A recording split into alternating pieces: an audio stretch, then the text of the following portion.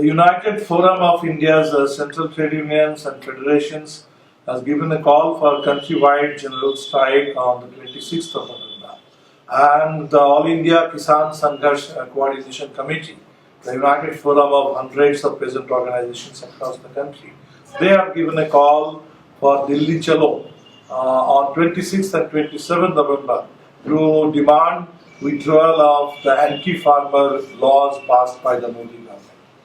Now these are huge moments of struggle, and even though the call has been given by trade unions, the call has come from the peasant organizations, but we believe that this should become a people's movement of all sections of the society, and students too are demanding withdrawal of the anti-education, anti-student new education policy which promotes privatization of education, commercialization of education, and while giving a call for self-reliant India, it opens the door for foreign universities. So it's a convergence of struggles of students, struggles of workers, struggles of India's farmers. And it's a convergence that should be strengthened by all of us who love the country and who want to save India's economy and who want to stand with the farmers, workers, and the future of India, India's students and India's young people. The Modi government has made an attack on India's labor laws. Now these labor laws began in 1926 while India was still under colonial rule. So India's workers started fighting for their rights and securing their rights even when we were a colonial country. And it was none but Dr. Ambedkar who led the struggle for workers' rights during the colonial era. So the 1926 Formation of Trade Union Act and several other acts date back to this period. Now the government of India wants to scuttle all these labor laws. They want to do away with all the restrictions that were there on capital and all the rights that workers had to demand to get organized and fight for their rights. So that's why we should stand with India's workers in fighting for their rights. The farmers, they are opposed to these anti-farmer new laws. The Modi government claims that the new laws will promote agriculture and the new laws will help increase farmers' income. Now the most developed agriculture in India is in Punjab. The best income that India's farmers get, that is in Punjab, and they understand the danger that the new laws are posing to farmers and their income.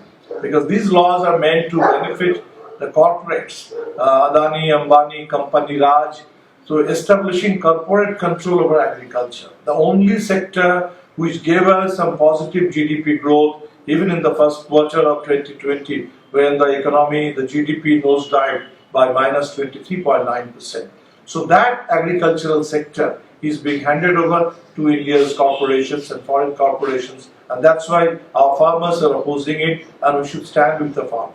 None can understand agriculture better than Punjab's farmers. None can understand the danger of the new farm laws better than Punjab, Haryana and Western UP farmers, because they are the most developed in Indian agriculture. So when today Punjab has taken the lead, we can see that all of Punjab is standing with the farmers, and the government is trying to victimize, trying to punish Punjab by stopping goods trains, by almost trying to plunge Punjab into darkness by stopping coal supply to Punjab's thermal power plants. Now this is just not acceptable. This is just like colonialism, where the people of an entire state are being punished for demanding justice and demanding their rights. So this is an attack on India's federalism, and the whole of India must resist this attack on federalism.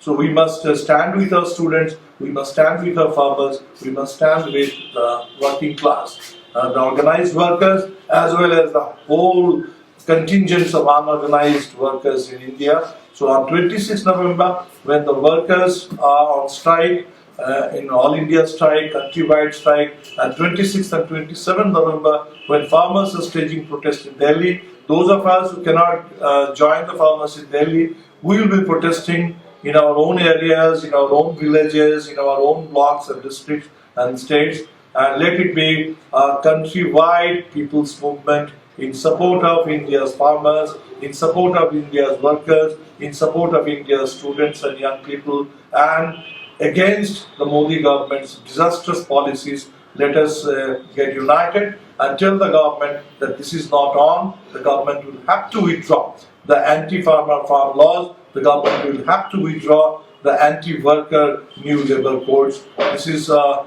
people's movement, and let us join hands to strengthen the people's movement and fight for justice.